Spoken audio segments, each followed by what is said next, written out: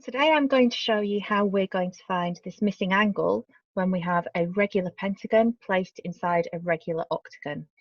So the word regular means that in each individual shape, all the sides are going to be the same length and therefore all the angles are going to be equal. The first thing I'm going to do is I'm going to work out what the angles inside each shape will add up to. So to do that, I'm going to just draw a quick pentagon. And then I start from one corner, it doesn't matter which one, and I join that to every other corner to see how many triangles I can make. The reason I do this is I know that the angles in a triangle add up to 180. So for my pentagon, I've got 3 triangles. 3 times 180 equals 540. So when it comes to working out the angle of each one, I can just do 540 divided by 5 will be 108 degrees for each of those angles inside the shape. I'll just label one of them. I'll do exactly the same for the octagon.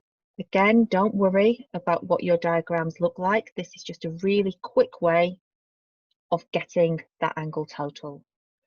I'm going to start up here and I'll just join it up to every single corner. It doesn't matter if my lines are a bit wobbly. Whoops. So I've got 1, 2, 3, 4, 5, 6. So I need to do 6 times 180, which is 1080 degrees. If I quickly divide that, 1080 divided by 8 is 135 degrees. So I know that each of these angles will be 135.